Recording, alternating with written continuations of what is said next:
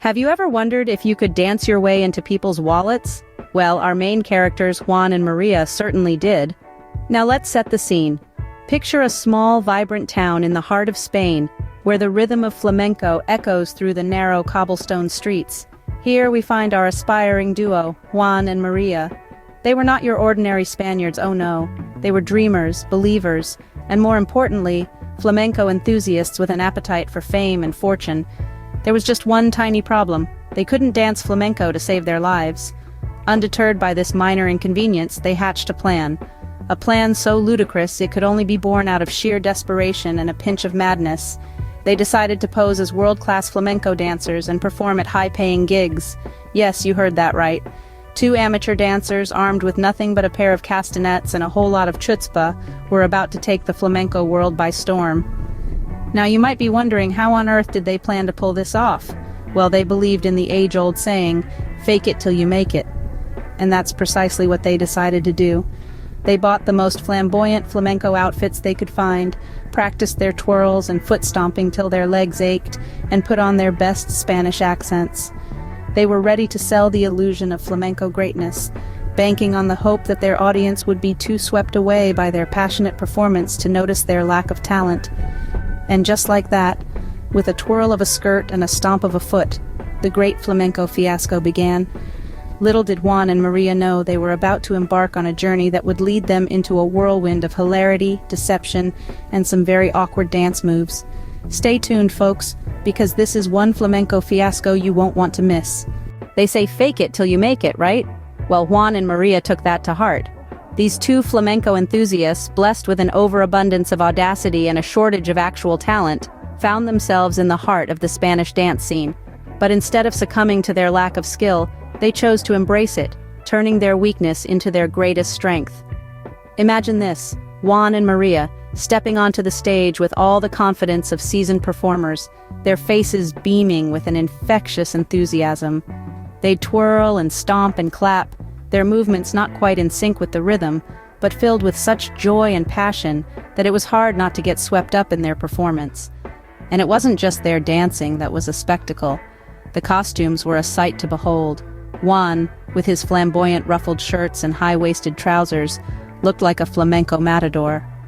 Maria, on the other hand, always wore the most extravagant dresses, her skirts so full of ruffles and frills that they seemed to have a life of their own.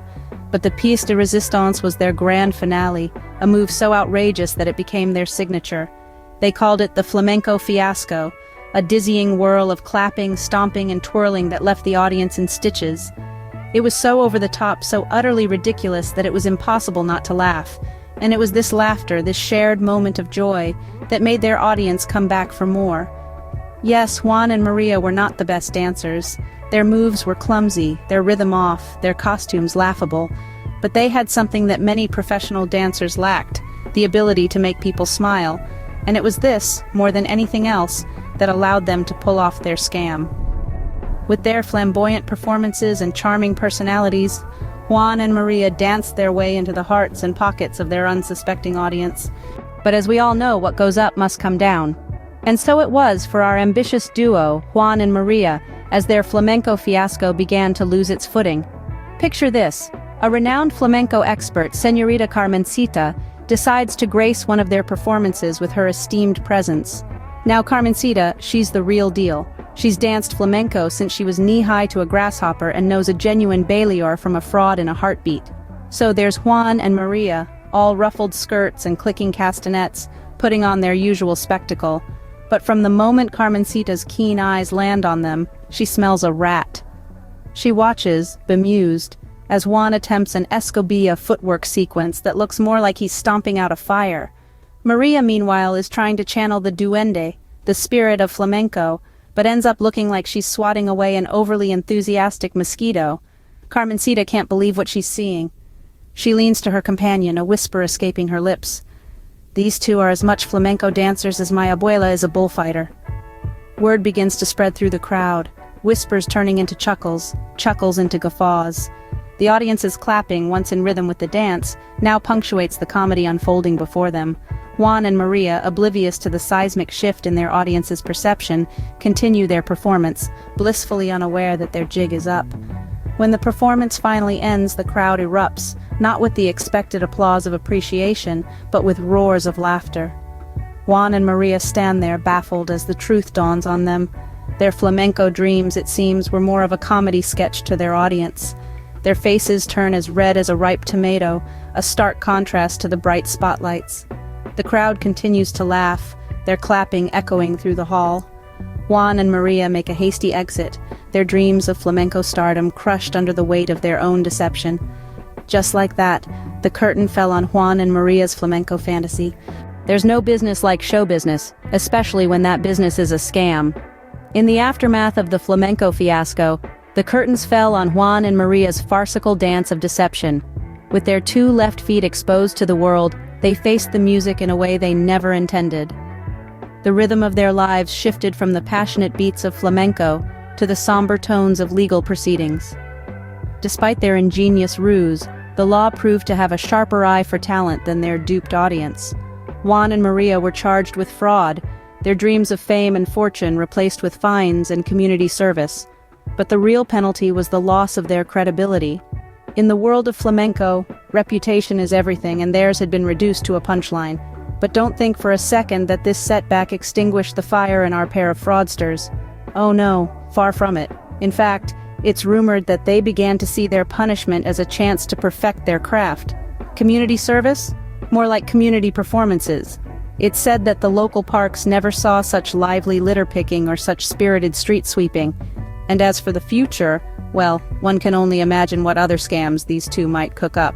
Perhaps a bullfighting venture with Juan daringly fighting a very angry, inflatable bull, or Maria taking on the role of a psychic who, for a small fee, will predict your future with uncanny accuracy, based solely on your social media profiles. One thing is for sure, though. No matter what new scheme they might concoct, it's bound to be as audacious, as outrageous, and as laugh-out-loud hilarious as their flamenco fiasco. After all, as the saying goes, you can take the scammers out of the scam, but you can't take the scam out of the scammers. And though their flamenco fiasco ended in disgrace, Juan and Maria's hilariously audacious scam will live on in infamy. So, what can we learn from Juan and Maria's flamboyant fiasco? Well, for starters, it's clear that flamenco isn't just about flashy outfits and fancy footwork. It's an art form that requires skill, dedication, and respect for tradition. Juan and Maria's attempt to salsa their way to stardom without putting in the hard work was a doomed endeavor from the start. So lesson number 1, there's no shortcut to success. Now let's talk about their ill-conceived scheme. The duo thought they could fool everyone with their faux flamenco, but they ended up fooling no one but themselves. It's a classic case of greed-blinding reason. They were so consumed with the idea of fame and fortune that they convinced themselves they could pull off the impossible. Lesson number 2, greed can make you do foolish things. But perhaps the most important lesson from this hilarious tale is about honesty. Sure, Juan and Maria's plan was laughably audacious, but let's not forget that it was also dishonest. They tried to deceive their way to the top, and in the process, they lost sight of who they were and what they truly loved about flamenco. When the truth came out, they were left with nothing but embarrassment and a dance floor full of broken dreams. Lesson number 3, honesty is always the best policy. So there you have it, folks. The great flamenco fiasco, a tale of ambition, deception, and some truly terrible dance moves. A reminder that while it's natural to dream big, it's also important to stay grounded in reality. A lesson in the perils of letting greed cloud your judgment and the importance of honesty, not just with others, but with yourself. And remember, as we bid adios to Juan and Maria's story, that life isn't a flamenco stage where you can make up your own rules.